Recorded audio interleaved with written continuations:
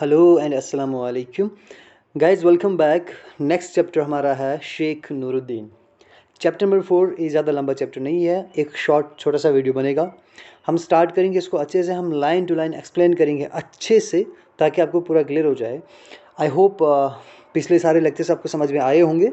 अगर समझ में आए हैं तो लाइक का बटन दबा दीजिए और हाँ गाइज शेयर कर दीजिए ताकि जो बाकी स्टूडेंट्स हैं, लॉकडाउन भी चल रहा है और चीज़ें भी हैं, या जब भी इस वीडियो को देखा जाएगा, आज खैर लॉकडाउन है, क्या पता फ्यूचर में ना हो, बट फिर भी मैं चाहता हूँ कि आपको फुली हेल्प हो जाए, तो आप अपने फ्रेंड्स तक ना इसको ज़रूर पहुँचाए, ठीक है ना। एक साथ का जारिया भी बन जाएगा, वो चीज़ें चैरिटी की एक तौर पर एक हो जाएगा ये, राइट। चलिए हम स्टार्ट करेंगे Sheikh Nuruddin. Let me tell you about this chapter, little bit background. In this chapter Sheikh Nuruddin, it was a saint of Kashmir valley. Okay, ये फिर उस सेंट के जैसा चैप्टर, जैसे पिछला चैप्टर हमारा था सेंट ऑफ गटर्स था, वैसे ही कश्मीर वैली में ये शेख नूरुद्दीन एक बहुत बड़ी हस्ती होती है जिसने यहाँ तक प्रीचिंग ऑफ इस्लाम जो कश्मीर में इसने आम किया था, ठीक है ना। तो इसको बहुत सारे टाइटल भी मिले हैं, तो आज तक इन्हें याद किया जाता है। तो इसके नाम से बहुत सारी मतलब म्यूज़ियम्स में बहुत सारी चीज़ें रखी गई हैं, इसके नाम से बनाई गई हैं। तो हम चैप्टर में बढ़ेंगे, देखेंगे कि what is the special in this chapter. Okay, true saints are in search of God and their own self. ये बता रहा है जो सच्चे सेंट होते हैं ना, वो हमेशा गॉड की तलाश में लगे रहते हैं और ये खुद की तलाश करते हैं कि हमारा वजूद क्या है, वाई वी आर एग्जिस्ट, हम क्यों इस दुनिया के अंदर हैं, who is God, what is God, हमें कैसे फॉलो करना है। तो जो ट्रू सेंट्स होते हैं वो इन्हीं के पीछे होते हैं ज़्यादातर। They renounce all the worldly comfort and pleasure to know their god. Renounce होता है छोड़ देना, वो जो वर्ल्डली प्लेजर है, जो दुनिया की खुशी, जो टेम्परेरी खुशियाँ हैं, जो आराम है, इनको छोड़ देते हैं, अपने घरों को छोड़ देते हैं, अपनी खुशी को, प्लेजर को छोड़ देते हैं गॉड को जानने के लिए। जो सिंपलिसिटी और ट्रूथ है, सीधी मैंने सादगी और सच्चाई, उनका एक हाल मार्क होता है, उनका एक निशान होता है, उनका एक ब्रांड मतलब स्टिकर होता है उनका, ये एक हाल मार्क होता है, ये उनकी पहचान होती है, right. Let's start the chapter. For many long centuries, Kashmir had been known as Rishwar. Reshwar means होता है द वैली ऑफ ऋषिज, ठीक है ना। कश्मीरी वर्ड है रेशवर, ठीक है ना। रेशवर, हाँ, ये कश्मीरी एक वर्ड है जिसका मतलब है वैली ऑफ ऋषिज, ठीक। वर्ड मीन्स होता है यहाँ पर वैली और रेश हो गया ऋषि, राइट। जो कश्मीर ओरिजिन के हैं उन्हें तो अच्छे से समझ में आया होगा, लेकिन जो जिनको कश्मीरी नहीं आती है तो उनके लिए यहाँ पर ट्रांसलेटेड है कि रेश मतलब वैली, सॉरी वेर मतलब वैली और रेश मतलब rishi, right. This is because rishis were found in all parts of the valley. वो क्यों? क्योंकि कश्मीर की वैली में हर जगह से बहुत सारे ऋषिज निकले हैं, बड़े बड़े ऋषि निकले हैं, वहाँ से सेंट्स निकले, इसलिए उसको वैली ऑफ द ऋषिज कहा गया है, ठीक है। ये क्वेश्चन बन सकता है आपके लिए, आपको ऑब्जेक्टिव टाइप क्वेश्चन आ सकता है, इसमें से बन सकता है, right. They lived very simple and austere lives.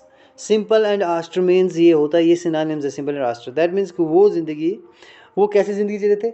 सादगी की ज़िंदगी जीते थे, और जो मतलब ये कोई खुशी वगैरह लैविश लाइफ नहीं जीते थे, वो सादा लाइफ जीते थे, सिंपल एंड ऑस्टर्स, यानी कि सीधी और सादी ज़िंदगी जीते थे वो, right. Most of them were vegetarians and considered it a sin to kill a living being. उनमें से बहुत सारे वेजिटेरियन थे, जो शाकाहारी थे, जो खाली फल खाते थे, फ्रूट खाते थे या फिर सब्जियां खाते थे, वो मीट वगैरह ये चीज़ें नहीं खाते थे। क्यों? वो ये कंसिडर करते थे, वो ये मानते थे किसी लिविंग बीइंग को मारना एक सिन है, एक गुनाह है। They lived like hermits, doing penance and serving common people in several ways. वो किस तरह ज़िंदगी बसर करते थे? जो hermits होते हैं, एक किस्म के मॉन्क होते हैं, सन्यासी, ठीक है ना, उनकी तरह ज़िंदगी बसर करते थे। क्यों? वो पेनेंस करते थे, पेनेंस में तपस्या करते थे, एंड सर्विंग कॉमन पीपल्स, और आम लोगों को सर्व करते थे, उनकी खिदमत करते थे, राइट। तो बड़े तरीक़ों से, बहुत सारे तरीक़ों से, mainly by planting shady trees for travellers to rest. ख़ास तौर से उनका इनमें से एक अच्छा काम क्या होता था कि वो जो साया का दरख्त लगाया करते थे, ताकि जो भी ट्रैवलर्स रास्ते से गुजरेंगे तो उनको इसके नीचे मतलब रेस्ट करेंगे, उनको साया मिलेगा। When Islam entered the valley in the 13th century, the Rashid tradition continued but was given a Muslim color and character. अब ये कह रहा है कि जब इस्लाम वैली के अंदर आया 13th सेंचुरी में, तो जो ऋषि ट्रेडिशन था ना, ये कंटिन्यू रहा। ऋषिज आते गए, वहाँ पर बनते रहे, नए नए ऋषि पैदा होते रहे, वो ट्रेडिशन तो कंटिन्यू रहा, लेकिन थोड़ा सा उसका जो कलर और कैरेक्टर चेंज हो गया। वो क्या हो गया? जो आने वाले ऋषि हैं वो मुस्लिम्स आने में लगे, यानी कि वो मुस्लिम बनने लगे, यानी कि मुस्लिम उस कौम में से बनने लगे, ठीक है ना। The man who played the most leading role in this process was Hazrat Sheikh Nuruddin Wali, also known as Nundrosh. तो इनमें से कह रहा है कि इन ऋषि में से एक ऐसा इंसान, वो इंसान जिसने कैसा रोल प्ले किया, जिसने एक लीडिंग रोल प्ले किया, जिसने एक सबसे अहम रोल प्ले किया इस प्रोसेस में, वो कौन था? हज़रत शेख नूरुद्दीन वली था, जिसको न्यूंद्रोश के नाम से भी जाना जाता है. He was born in 1377 AD at Kaimuh Kulgam. Kulgam में गाइस एक जगह है कैमू, ठीक है ना. तो वहाँ पर उस जगह पे ये हज़रत शेख नूरुद्दीन पैदा हुए थे. His father Salar Sons was a scene of Rajput family of Kishtwar. अब कह रहे हैं कि जो उसका बाप था, सालर सन्स था, वो क्या था? वो एंसेस्ट किसका था? जो राजपूत फैमिली से बिलोंग करता था. यानी कि उसका सीन होता है, यानी कि किसी हम बोलेंगे कि सपोज एक नस्ल है, एक रेस है, ठीक है ना, अबो इजदाद की, तो उनके आगे जो है, जैसे पोता, मतलब उनकी नस्ल में से आगे, ठीक है ना, ये उसी खानदान में से था, ठीक है ना, राजपूत फैमिली के खानदान में से था. ये कौन? सालार सन्स था. Some members of this Rajput family left Kishtwar because of family feud and settled in Kashmir. तो फैमिली यानी कि रो की वजह से, फैमिली झगड़े की वजह से और चीज़ों की वजह से क्या हुआ, कुछ राजपूत मेंबर्स किश्तवाड़ से निकल के आए, तो कहाँ पे सेटल हो गए? कश्मीर में. फैमिली फ्यूड मीन्स यानी कि फैमिली झगड़े पे, ठीक है, उसकी वजह से ये कहाँ पे सेटल हो गए? कश्मीर में. Salar sons accepted Islam and was named Salaruddin. अब जो सालार सन साहब थे, इसने इस्लाम कबूल कर लिया और बाद में इसने सालार सन से नाम बदलकर सालारुद्दीन रख लिया. Right. The sheikh exhibited an ascetic tendency from his early childhood. Exhibited यानी कि दिखाना. Ascetic tendency means होता है यानी कि एक ऐसी ज़िंदगी, टेंडेंसी तो रुझान, इंसान की फितरत. Ascetic means मतलब एक खुदा परस्त, यानी कि जो इस रिलीजियस टाइप का हो, ठीक है ना, रिलीजियस टाइप का हो, जो ऐसी लाइफ शो करे, सादगी की ज़िंदगी और एक रिलीजियस वाली ज़िंदगी शो करे हो, ठीक है ना. ये दुनियावी चीज़ से नफ़रत, प्यार नहीं होना, यानी कि ऊपर वाले, यानी कि मतलब खुदा की, मतलब उस रास्ते पे चलने की कोशिश करना, मतलब वैसी एक ज़िंदगी दिखाना. राइट. तो उसने बचपन से ही उसकी तरफ ये था, उस मतलब ये उसकी जो टेंडेंसी थी वो बचपन से ही वैसी थी, जो उसकी फितरत थी, नेचर था, बिल्कुल बचपन से ही ऐसा ही था, from early childhood. This continued even after his marriage with Zaidid and the birth of a daughter Zundid and a son Haider Baba. ये कब तक चली?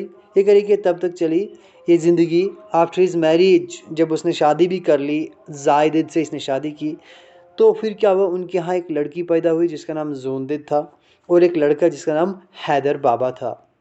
At the prime of his youth, he adopted a monastic way of life.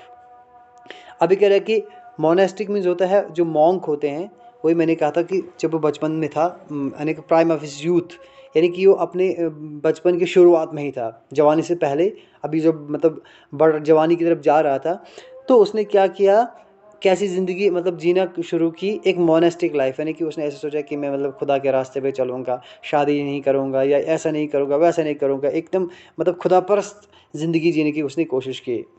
फिर क्या हुआ, he entered a cave near Camus. वो एक गार में घुस गया, कैमू के नज़दीक एक गार है, वो उस गार में चला गया. And according to the legends के दो मतलब है. एक लेजेंड का मतलब होता है कहानी, स्टोरी, तो एक लेजेंड का मतलब होता है वो इंसान जो कुछ एक्स्ट्राऑर्डिनरी काम करता है. तो यहाँ पर इसका मतलब स्टोरी हो गया. तो स्टोरीज़ के मुताबिक, हिकायत के मुताबिक, कैमू के नज़दीक एक गार है, वो उसमें गया और वहाँ पर उसने spend 12 years there doing penance and purifying his self. तो उसने वहाँ पर 12 साल तपस्या की, पेनेंस की और ख़ुद को प्योरीफाई किया, खुद को साफ़ किया, खुद को पाक किया. It appears from what he did later that this was a period of spiritual training and preparation.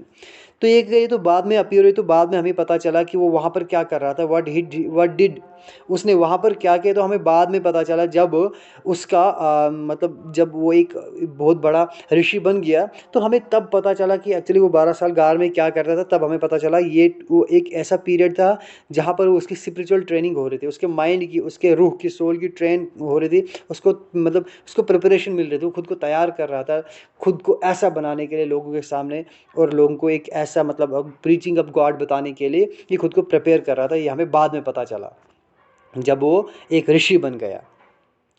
When he finally left the cave, he had turned into a dedicated missionary. जब फाइनली वो केव से बाहर आया, गार से बाहर आया, वो कैसा बन चुका था? एक मिशनरी बन चुका था। मिशनरीज आपको पता ही है कि वो इंसान जो दूर जाते हैं, लोगों को बताते हैं अपने रिलीजियस के बारे में, गॉड के बारे में बताते हैं, ठीक है ना, उनको मिशनरी बोलते हैं। डेडिकेटेड मीन्स खुद को, यानी कि खुद को वक्फ कर देना उसकी तरफ, यानी कि खुद को फुल पूरा मतलब कुर्बान कर देना उस रास्ते में। मिशनरी एक बन जाना है ना, गॉड की वो तालीम वो फैलाना, एक डेडिकेटेड मिशनरी बन गया वो, जब वो 12 साल के बाद गार से बाहर निकला। He moved from place to place in Kashmir, preaching his simple gospel of fear of God and accountability before him after death. वो कश्मीर में एक जगह से दूसरी जगह चला गया। प्रीचिंग मीन्स होता है तालीम देना। वो लोगों को ये तालीम देता कि ये सिंपल गॉस्पेल ऑफ गॉड, सीधा गॉस्पेल मीन्स यानी कि मैसेज, यानी कि जो मतलब रिटन मैसेज है, कुरान है या वो चीज़ें हैं, तो अपने एक सिंपल मैसेज, अपने एक पैगाम वो देने लगा, क्या कि फियर ऑफ गॉड, कि गॉड से डरो। और ये बताने लगा कि अकाउंटेबिलिटी होकर जवाबदेही, यानी कि सामने आना, आंसरेबल होना, कि एक दिन ऐसा आएगा आफ्टर डेथ, मौत के बाद एक दिन ऐसा जहाँ पर आपको अकाउंटेबिलिटी, यानी कि आपको जवाबदेही देनी होगी, खुदा के सामने खड़ा होना होगा at the day of resurrection, वहाँ पर आपको खड़ा होना होगा, तब क्या जवाब दोगे, ठीक है ना। वो ये समझाने लगा। Commitment to the principles of truth, justice and love and service of mankind. और किसके बारे में बोलने लगा? Commitment to the principles of truth, यानी कि सच्चाई से कमिट करना, ठीक, सच्चाई के असूलों पर चलना। उसके बाद जस्टिस के बारे में, लव के बारे में, और सर्विस ऑफ मैनकाइंड, खिदमत खलक के बारे में, लोगों की खिदमत करने के बारे में वो ये बताने लगा। By his saintly life he set an example of simplicity. अब कह रहा है कि बाई हिज सेंटली लाइफ, जब उसने ऐसी जो सेंट वाली ज़िंदगी जी, ठीक है ना, तो उसने क्या कि एक एग्जाम्पल, मतलब एक मिसाल उसने कायम की, सिंपलिसिटी की, सादगी की मिसाल कायम की, सच्चाई की मिसाल कायम की, and devoted service of people, and devoted service of people, और एक ऐसी मिसाल कायम की जिसने लोगों को खिदमत की, खुद को डिवोट करके कंप्लीटली खुद को डिवोट किया लोगों की खिदमत में। तो इन चीज़ें सब की एक उसने एक मिसाल कायम कर दी। As a missionary, he taught us that a true saint is not one who escapes from life, but one who does the duties of life with honesty and humility. तो ये बोल रहा है कि कहाँ गया, सॉरी, हाँ, एज ए मिशनरी ही टाट, कह रहे कि एक मिशनरी के तौर पर उसने हमें ये सिखाया कि जो ट्रू सेंट होता है ये वो नहीं होता है जो क्या करता है, जो ज़िंदगी से बचने की कोशिश करता है, यानी जो छुपने की कोशिश करता है, वो ट्रू सेंट नहीं, बल्कि वो ट्रू सेंट है जो क्या करता है, अपनी ड्यूटीज़ को, अपनी लाइफ की ड्यूटीज़ को, यानी कि जो लाइफ की रेस्पॉन्सिबिलिटीज़ है उनको बखूबी निभाता है, कि बड़े ऑनेस्टी के साथ, बड़ी ईमानदारी के साथ, एंड विद ह्यूमैनिटी, इंसानियत के साथ, यहाँ पर ह्यूमिलिटी नहीं, ह्यूमैनिटी है, ठीक है ना, इंसानियत के साथ निभाता है।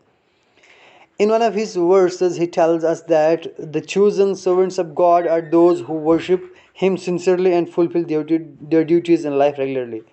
तो ये कह रहे हैं कि in one verse of God, in one verse, अपने एक शार में, अपने एक लाइन में वो बताता है, अपने एक इशार में ये बोलता है हमें, कि अपने एक जो वर्स में हमें ये बताता है कि जो गॉड की तरफ से चूजन सर्वेंट होते हैं, यानी कि जो गॉड जिसको चूज़ करता है, सर्वेंट ऐसे जिन्हें, जो गॉड के जिनको चूज़ किया गया हो, वो कैसे होते हैं?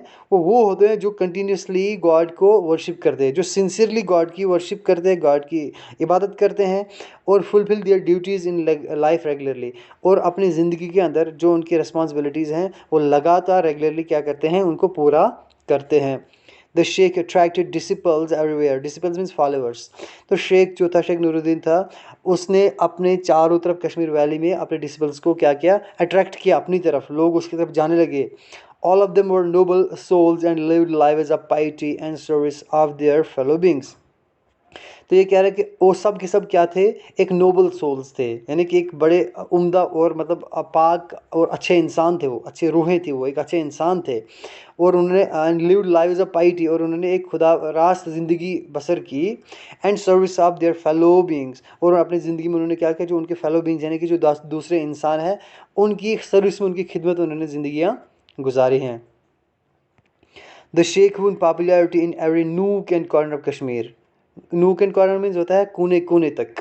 कह रहे कि जो शेख है उसने पॉपुलैरिटी, उसकी जो शोहरत, उसकी मशहूरी कश्मीर के कोने कोने तक फैल गई। कश्मीरी उसको क्या कहने लगे, Kashmiri called him and continue to call him Sheikhul Alam. अच्छा, एक और दूसरा नाम इसके लिए है, देखो बहुत सारे, एक निंदरोश है, ठीक है ना, शेखुल आलम और नाम आ गया। तो कश्मीरी तब भी इसको कहते थे और आज भी उसको मतलब कहते हैं, क्या कहते हैं, शेखुल आलम, जिसका मतलब होता है spiritual guide of the world, या क्या होता है, saint of the world stature, यानी कि दुनिया का सेंट या spiritual guide of the world, ये इस शेखुल आलम का मीनिंग है।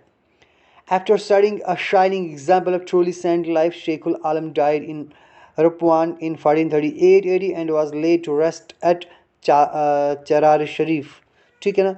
अब ये बोल रहा है कि उसने एक चमकती हुई मिसाल कायम की, एक ट्रूली सेंटली लाइफ की एक उसने एक चमकती मिसाल कायम करने के बाद शेखुल आलम की वफ़ात कब हुई, 1438 में वो वफ़ात हुई। और उसको कहाँ पर दफनाया गया, चार शरीफ में, कश्मीर में दफनाया गया। चार शरीफ यहाँ पर एक जो जगह का नाम है, वहाँ पर इसको दफनाया गया।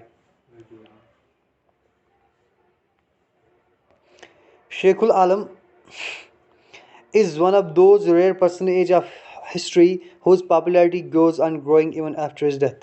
अब ये कह रहे हैं कि जो शेखुल आलम है यह उन पर्सनेज में से है, उन रेयर, उन बहुत कम कलीला लोगों में से है, जो बहुत मतलब जो रेयर लोग, बहुत कम लोग ऐसे मशहूर लोग थे, उनमें से एक है जिसकी पॉपुलैरिटी, जिसकी मशहूरी, जिसकी शोहरत बढ़ती गई, उसके मरने के बाद भी और ज़्यादा मशहूर होता गया। With the passage of time the Sheikh has become a household name in every part of Kashmir. ये कह रहे हैं कि वक्त के गुजरने के साथ साथ जो शेख नाम है, ये कश्मीर के हर घराने में, हर हाउस होल्ड में एक कॉमन नाम बन गया। People continue to repeat his wise sayings and sweet verses. तो लोग उसके जो वाइज, जो समझदारी की बातें उसने की थी, जो उसने वर्सेस, स्वीट वर्सेस कहे थे, उनको लगातार वो बोलने लगे, गाने लगे, उनको रिपीट करने लगे, फैलाने लगे उनको। Years after his death coins were struck in his name during the Afghan rule और कश्मीर। तो कह रहे हैं कि उसकी डेथ के सालों बाद जब अफगान रूल कश्मीर में था, तो उसके नाम की क्वाइंस भी स्ट्रक की गई कश्मीर में। जब अफगान रूल वहाँ पर करे तो उसके नाम की क्वाइंस को भी चलाया गया। Today numerous trusts and educational institutions exist in his name। तो बहुत सारे आज इस मतलब प्रेजेंट टाइम में बहुत सारे ऐसे मतलब ट्रस्ट्स ऐसे हैं और बहुत सारे ऐसे एजुकेशनल इंस्टीट्यूशन है, बहुत सारे स्कूल्स ऐसे हैं जिनके स्कूल का नाम, इनके नाम शेखुल आलम स्कूल होगा, शेखुल आलम यतीम ट्रस्ट फंड होगा, इसके नाम से बहुत सारे ट्रस्ट भी चल रहे हैं, बहुत सारे स्कूल, बहुत सारे इंस्टीट्यूशंस भी चलते हैं। This include the Sheikhul Alam chair. अच्छा, एक कुर्सी भी है शेखुल आलम के नाम से, कहाँ पे, यूनिवर्सिटी ऑफ कश्मीर में। और Sheikhul Alam museum at university of Jammu, और यूनिवर्सिटी ऑफ जम्मू में शेखुल आलम म्यूज़ियम भी है। तो आप देख सकते हैं कि इतनी कितनी पॉपुलैरिटी थी, कितनी एक बहुत बड़े सेंट, कितनी बहुत बड़ी हस्ती थी ये। तो उसके बारे में आपने देखो कितने नाम, मतलब इनको पीछे टाइटल दिया गया, आपको ये टाइटल याद होने चाहिए, इसकी डेथ आपको और बहुत पता होनी चाहिए, और इसके नाम की क्या क्या चीज़ें हैं, ये सारी चीज़ें आपको क्लियर होनी चाहिए। राइट, आई होप ये सारा चैप्टर आपको क्लियर हो गया होगा। अगर कहीं पे आपको समझ नहीं आएगा, आप रिपीट करके वीडियो को देख सकते हैं। फिर भी समझ ना आए, कहीं पे कोई डाउट हो, तो आप कमेंट बॉक्स में पूछ सकते हैं, मैं आपको नेक्स्ट वीडियो में आपको आंसर ज़रूर करूँगा। ओके, अल्लाह हाफिज़।